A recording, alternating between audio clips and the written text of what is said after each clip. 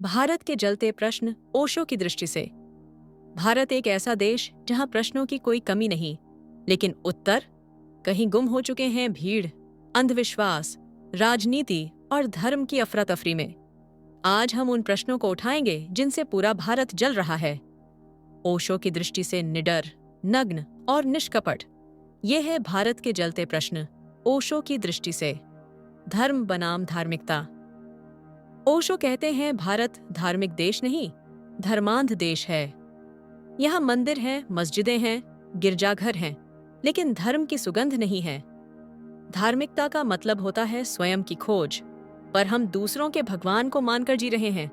जैसे किसी भूखे को खाने की किताब पकड़ा दो और कहो कि इससे पेट भर जाएगा। भारत के लोग धर्म के नाम पर किताबें खा रहे हैं, अनुभव नहीं कर रहे।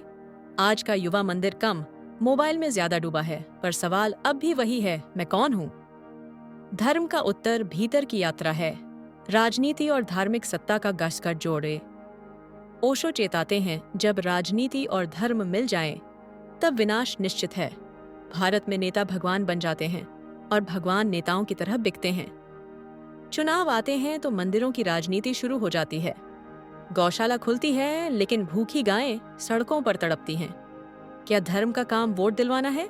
ओशो कहते हैं, नहीं, धर्म आत्मा को स्वतंत्र करता है, राजनीति उसे गुलाम बनाती है। शिक्षा ज्ञान या जाल? भारत में शिक्षा का अर्थ है रट्टा मारो, नंबर लाओ, नौकरी पाओ। पर ओशो पूछते हैं, क्या यह शिक्षा है या जड़ता की फैक्ट्री? लेकिन ये नहीं जानता खुद को कैसे समझे, चिंता से कैसे निकले। शिक्षा का उद्देश्य होना चाहिए विवेक पैदा करना, नकल नहीं। जनसंख्या और गरीबी। ओशो कहते हैं, भारत में समस्या जनसंख्या की नहीं, जागरूकता की है।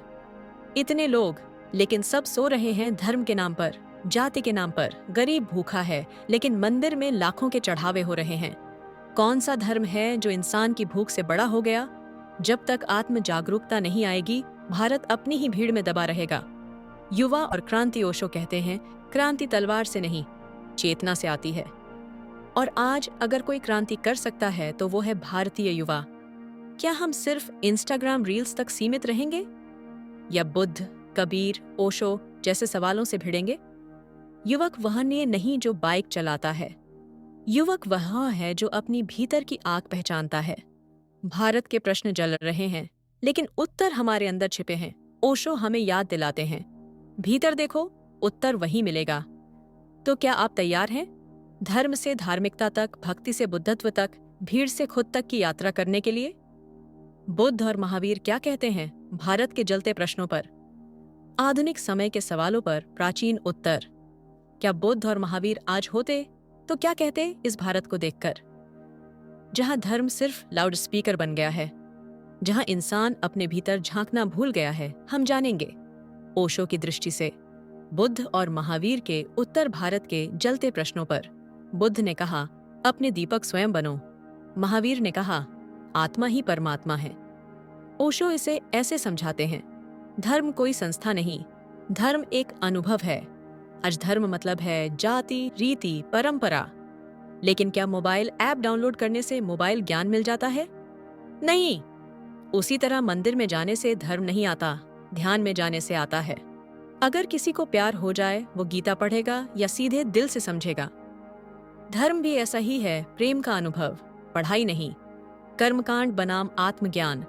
बुद्ध ने यज्ञ, हवन, बलि सबको नकारा। महावीर ने साफ कहा, अहिंसा ही धर्म है। तो आज भी अगर कोई गाय की पूजा करके उसी के बच्चे को भूखा मरने दे, क्या वो धार्मिक है?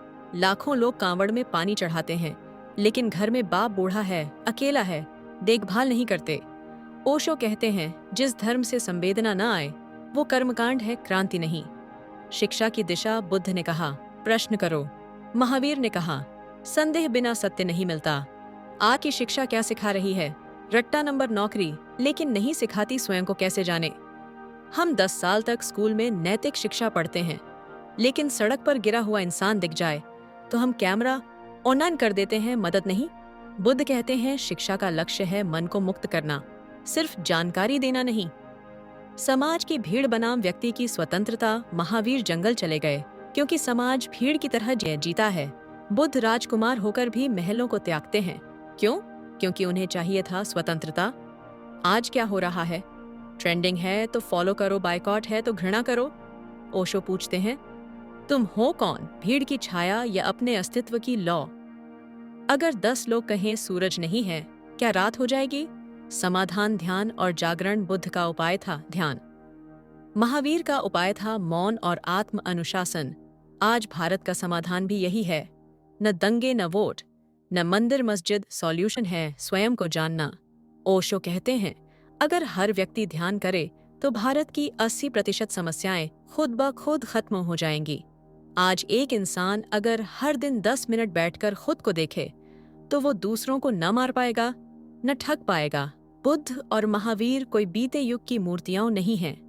वे आज भी जिंदा हैं, हर उस व्यक्ति में जो आंखें खोलना चाहता है, हर उस आत्मा में जो पूछना चाहता है, मैं कौन हूँ? भारत के जलते प्रश्नों का उत्तर बाहर नहीं, भीतर है। इसका हल कैसे करें? ओशो के मौन उत्तर, जीवन के उलझे प्रश्नों पर ध्यान का समाधान। जिंदगी एक पहेली है, हर मोड़ पर एक नया प्रश्न खड़ा होता है, रिश्तों का, समाज का, धर्म का, खुद के अस्तित्व का। और हर बार हम पूछते हैं, इसका हल कैसे करें? ओशो कहते हैं, जहां प्रश्न खत्म होते हैं वहीं से उत्तर शुरू होता है। हर प्रश्न का उत्तर नहीं, मौन है। हमारा मन सवाल पूछता है, मेरा रिश्ता क्यों टूट गया? मुझे शांति क्यों नहीं मिलती? लोग मुझे क्यों नहीं समझते? और हम चाहते हैं फौरन उत्तर। लेकिन ओशो कहते हैं, प्रश्न का हल ढूंढो मत, प्रश्न को देखो। जैसे ही देखने लगते हो, उत्तर भीतर से फूटता है। आपका मोबाइल गर्म हो जाए तो आप क्या करते हैं? उसे रोकते हैं, ठंडा होने देते हैं, न कि उस पर और ऐप्स चलाते हैं। वैसे ही मन को रोकना है, देखना है, सिर्फ देखना, बिना हस्तक्षेप। ध्वनि उत्तर क्या होता है? ओशो कहते हैं, उत्तर शब्द में नहीं, ध्वनि के पार है, वह मौन में है। एक ध्वनि रहित उत्तर, ध्वनि उत्तर।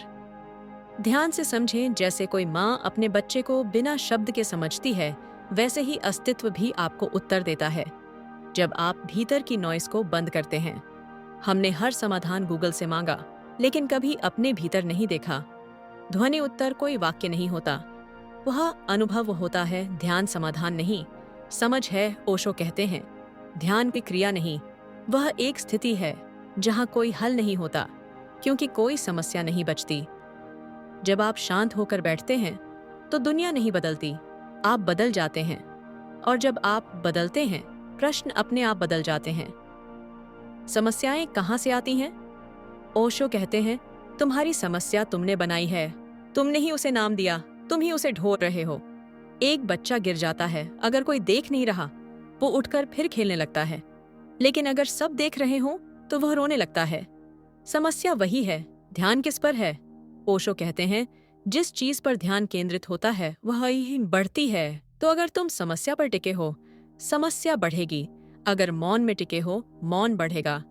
मौन ही उत्तर है, तो इसका हल क्या है? रिश्तों का, तनाव का, धर्म के झगड़ों का? ओशो कहते हैं, कोई हल नहीं है, तुम स्वयं उत्तर बनो। जब तुम मौन हो जाते हो, उत्तर स्वयं प्रकट होता है, एक ऐसी जगह से जो सोच से परे है, जो समय से परे है, जहां सिर्फ ध्वनि रहित उत्तर है। इसका हल है तुम्हारे भीतर। अगर तुम इस मौन की ओर जाना चाहते हो तो अभी एक गहरी सांस लो, आंखें बंद करो और खुद से पूछो, क्या मैं तैयार हूं मौन में उतरने को?